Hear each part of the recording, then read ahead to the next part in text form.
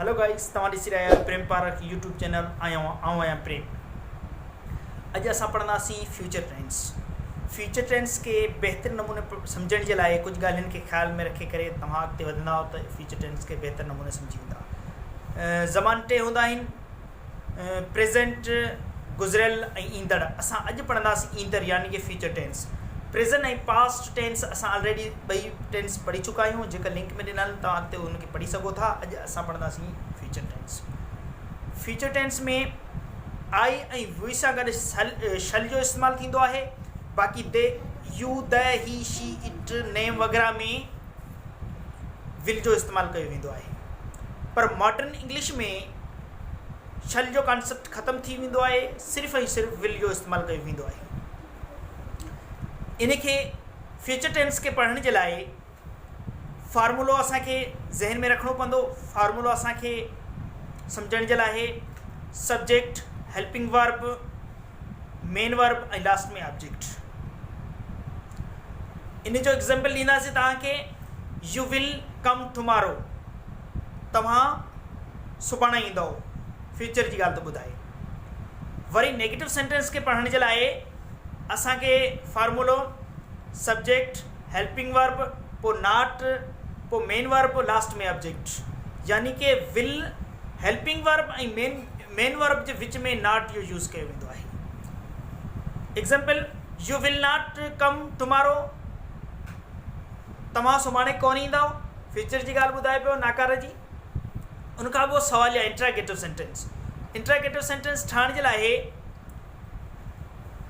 Subject खां पहिरीं helping verb, पोइ सब्जेक्ट, मेन वर्ब ऐं लास्ट में ऑब्जेक्ट।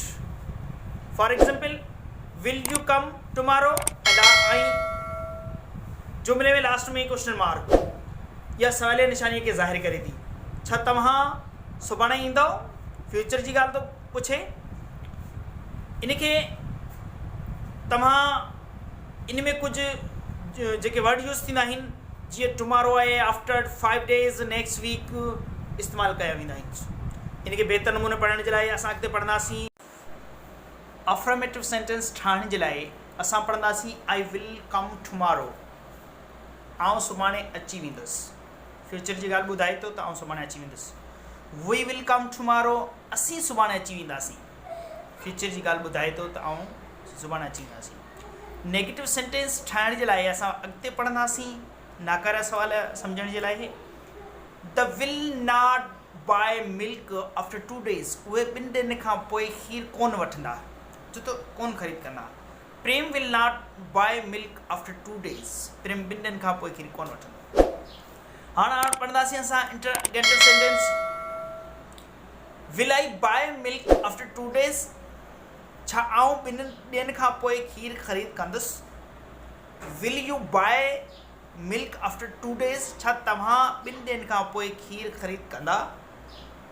सब्जेक्ट खां पहिरीं विल इस्तेमालु थी आहे ऐं लास्ट में object question mark. Will we buy milk after 2 days, छा असीं 2 ॾींहंनि खां पोइ खीर ख़रीद कंदासीं। Will they buy milk after 2 days, छा उहे 2 ॾींहंनि खां पोइ खीर ख़रीद कंदा।